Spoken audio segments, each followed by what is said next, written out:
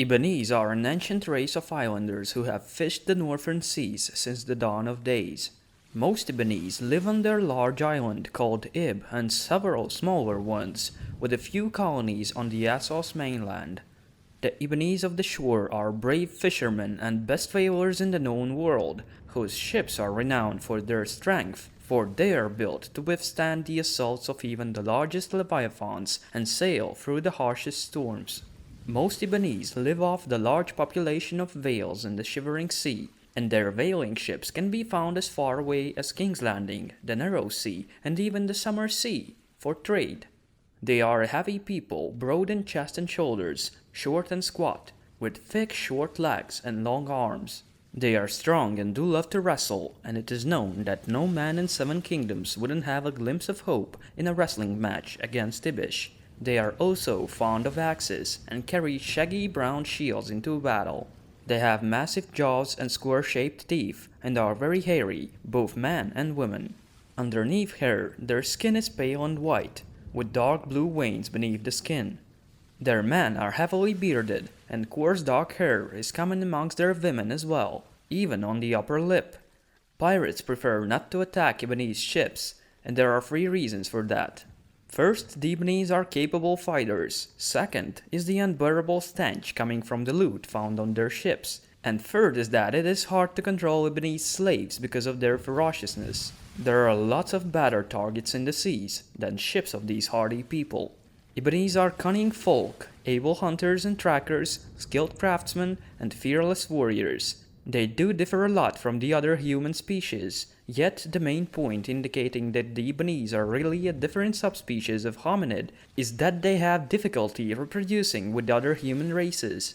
If a man from Westeros or other lands impregnates an Ibbenese woman, the results are only stillbirths and monstrosities. Ibbenese men, meanwhile, can father children with women from Westeros and other lands, but they are often malformed and inevitably sterile. It is not clear if the Ibbenese absolutely cannot interbreed with baseline humans, because at other points it is speculated that certain groups have some Ibbenese blood in their heritage. Such matings with the foreigners are uncommon though. Ibbenese ship crews keep to their own kind, even when ashore, and they all feel distrust towards strangers.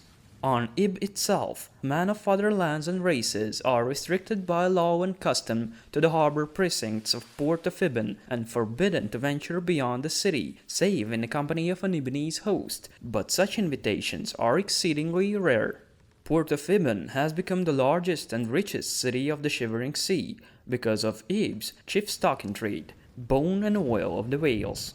The city is grey and gloomy, and has ruled over Ib and the Lesser Isles since the Dawn Age. It is a city of cobbled alleys, steep hills, and teeming docks and shipyards, lit by whale oil lamps suspended on iron chains.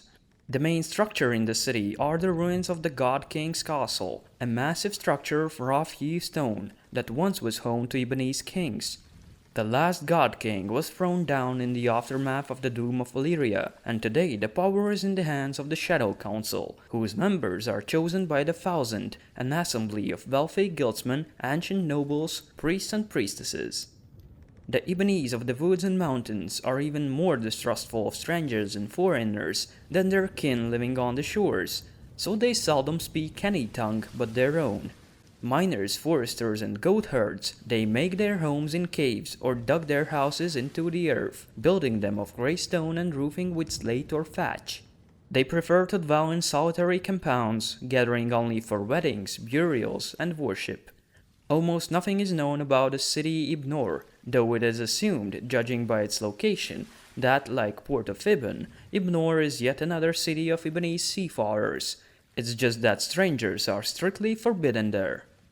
Southeast of Ib is a moderately sized mountainous island called Far Ib, containing the city Ibsar.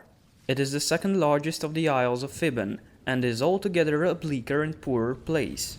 Ibsar was originally a place of exile and punishment, where the Ibbenese of old sent their most notorious criminals, often after mutilating them, so they might never return to Ib itself. Even though this practice ended with the fall of the God Kings, Ibsar retains an unsavory reputation. There are evidences of historical Ibbenese settlements on the Axe, the Larati Isles, and along the shores of the Bitterweed Bay, and the western part of Bay of Tusks, Leviathan Sound, and the east part of the Thousand Islands. And there are historical documents confirming that Ibbenese tried to gain control over the region around the mouth of Sarn River. These attempts started the bloody conflict between Ib and the Sarnuri cities Saf and Saris. But the greatest Ibbenese colony was the city of Ibish. What once was a little Ibbenese fishing village developed through time into a port with a deep harbor. High white walls and the whalebone gates protected temples and treasuries of the city. At those times, the god kings of Ib conquered all of the densely wooded land called the Kingdom of Ifekevron that had formerly been the home of a small, shy forest folk. While some say Ifekevron were wiped out by the Ibbenese, others claim that the forest folk went into hiding in the deeper woods or fled to other lands. The Ibbenese were cutting down the trees in order to plow the land, damming the rivers and streams, and mining the hills. Then again, Ibbenese claimed that the little people blessed a household that left offerings of water, leaf, and stone, and as it is unlikely that they would make any offerings to the folk they have just put to the extinction, it might mean that Ibbenese were avoiding the conflict with the Ifekevron, and that at some point the forest folk just left those areas. And then the Dothraki came. Though Ibbenese won several notable victories over nomads, the Dothraki just kept coming. The Khalasars kept pushing the Ibbenese back, until at last they reached the great city of Ibish. During the Century of Blood, the Dothraki Khalasar, under the command of Khal Skoro, broke through the whalebone gates of Ibish and sacked the city, looting temples and treasuries and carrying off the city's gods to Vase the Frog. A generation after, another Dothraki Khalasar, the one under command of Khal Rogo, sacked the city of Ibish, putting the city to the torch, and marching 10,000 women into slavery. Many of these women ended their days in the fighting pits of Meereen, Yunkai, and Astapor because they were deemed too ugly to be bed-slaved and too savage for the work in the fields. After that, still during the Century of Blood, when Khal Hako approached the city of Ibish to sack it, its inhabitants took to their ships and fled.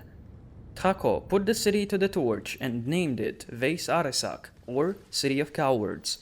In his wrath, Hako burned not only the abandoned city, but so much of the surrounding countryside, he was thereafter known as the Dragon of the North. After destroying city of Ibish, the Dothraki still continued to call the Great Forest the Kingdom of the Ifekevron. It is curious to notice that the Dothraki have shunned the forests of the northern coasts before Ibbenese took control over those lands. Some say this was because of their reverence for the vanished forest folk, because of the similar beliefs on sacredness of earth, but then others said that the Dothraki simply feared the powers of Ifekevron, which means those who walk in the woods in Dothraki.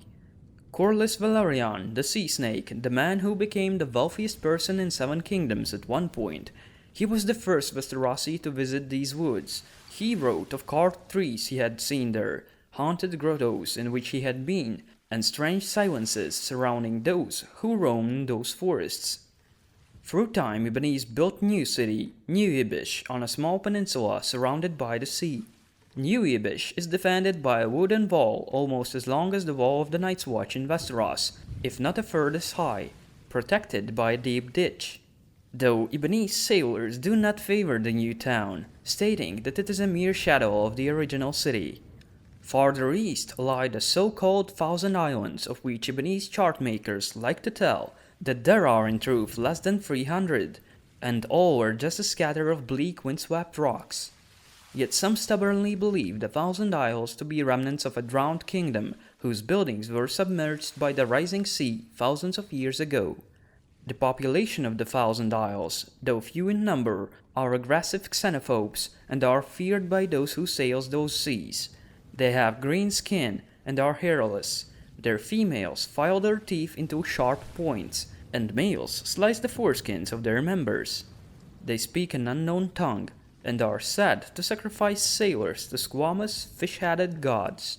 Likenesses of those gods are visible along the shores when the tide is low, lending credence to the theory of a civilization submerged by the rising of the sea level. Despite being islanders, the inhabitants of the Thousand Islands fear the sea so much they refuse to set foot in the water, even when threatened by death. The fish taken from the seas around the Thousand Isles are oddly misshapen, with a bitter, unpleasant taste.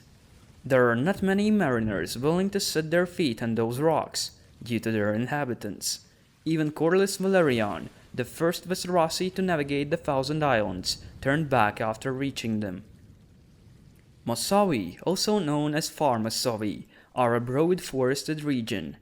The forest is called Grim and Grey Place, populated by shape-changers and demon hunters. Though it has long been accepted amongst the wise that the world is round, some Septons claim that the world ends east of Mossovy, where other realms begin, ending with the realm of chaos, where sky and sea join. Whilst other dreamers believe that Shivering Sea has no end, and the continents yet unknown spread beyond count, with strange people and treasures yet undiscovered. Until next Sea Snake confirms the assumption of the wise, the dreamers shall spread their ideas. Yet, oddly enough, the dreamers are those who confirm the assumptions of the wise.